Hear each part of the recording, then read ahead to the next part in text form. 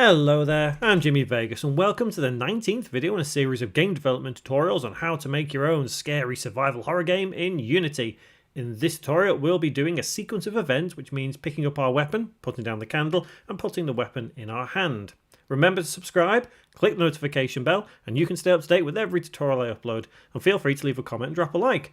I also have a Patreon page where you could help be a part of this channel, and you'll also find all the scripts and the assets to this series there too, along with plenty of other things. You can also now join as a free member. Now, on with the tutorial.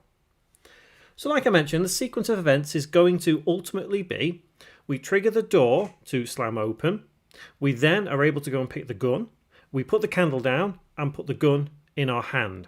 So although we're not going to do the sequence in that order, it will eventually become that order.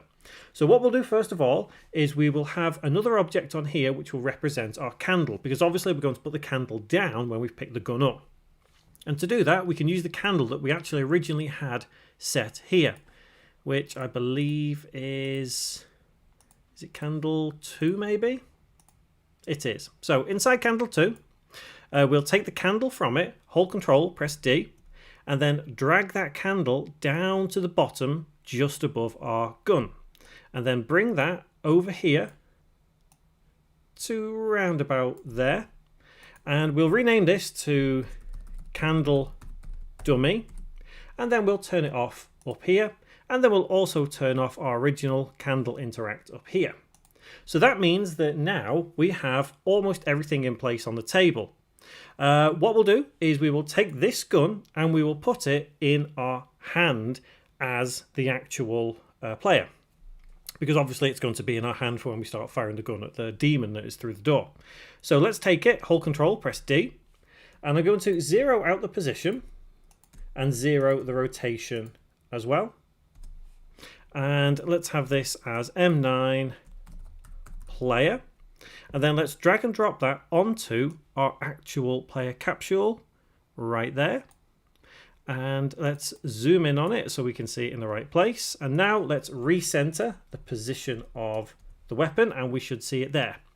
What that means now is that we need to move this weapon and position it right in our hand so it looks about normal.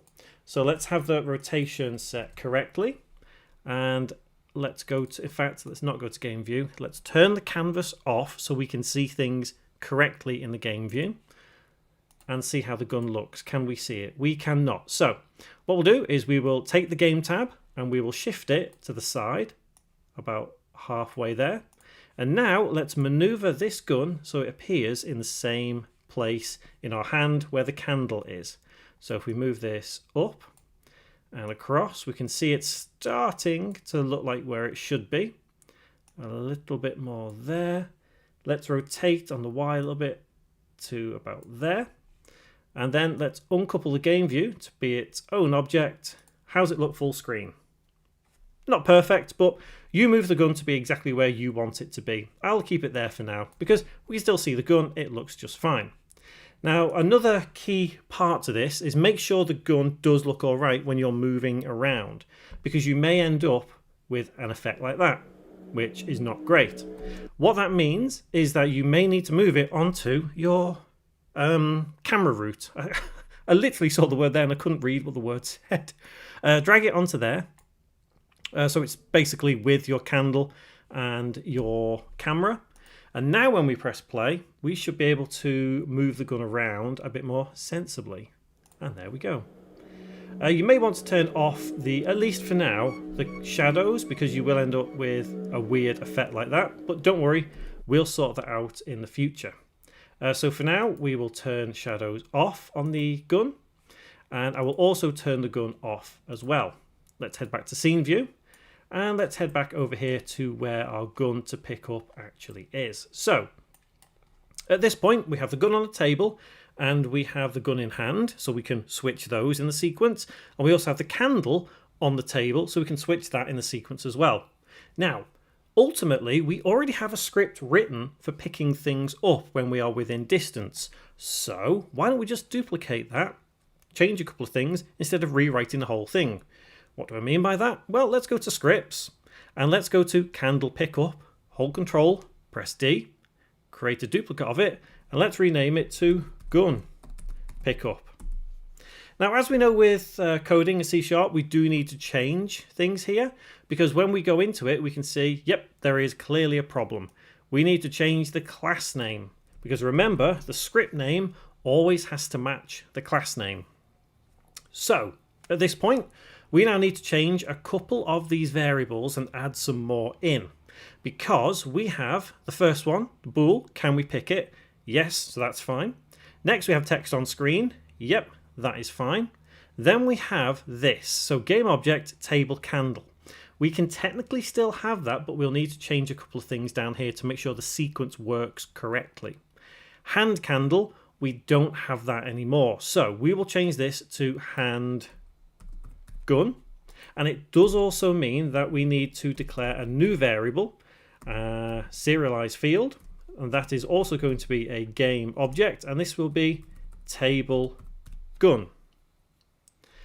And ultimately, there are 3 things involved with this event, so we don't actually need this web event anymore, do we? Because we've got the candle on the table, the gun on the table, the gun in the hand, oh, and the candle in the hand, because remember, we're not going to be able to pick this gun up until we've got the candle in the hand anyway. So let's add that other variable in. It's automatically thought it's going to be table candle 2, but it's not. It's going to be hand candle. So let's follow this down now. So if we can pick it up, then yes, that's great. We turn the collider off. The table candle needs to be set as true because that's what's going to appear. Hand candle we need to set as false because it's going to be taken from our hand, isn't it? So then the next thing to do is get rid of that web event because that doesn't exist here. But what will exist is the fact that the table gun will have to disappear. So table gun dot set active false, which means hand gun dot set active is going to be true. So effectively what's happening is we're switching what we've got hold of. That is what this code will do. And if you have any problems with this code, as always, head to the pinned comment, go and download it there for free. Scroll a bit further down and we have this here. So we need to change this to say handgun so we can pick it up, and that's all we need to change. We've literally created this whole script just by copying and pasting another one and changing a couple of things. That is how quick and easy some things can be in Unity. So for now, let's save this script, and although this isn't the correct sequence of events just yet, let's make sure that we're able to actually do this bit. So let's head back into Unity, give it a moment just to compile, and we now need to drag and drop on this gun pickup object the gun pickup script. So drag and drop. And let's set those variables right here. So text on screen is going to be... Actually, I can't remember what it is. Where's the canvas? Let's turn the canvas back on for now. Text on screen... I think it's action, isn't it? I'm sure it is. So gun pickup, and let's drag text on screen. There. Table candle, which is candle dummy. Table gun, which is going to be this right here.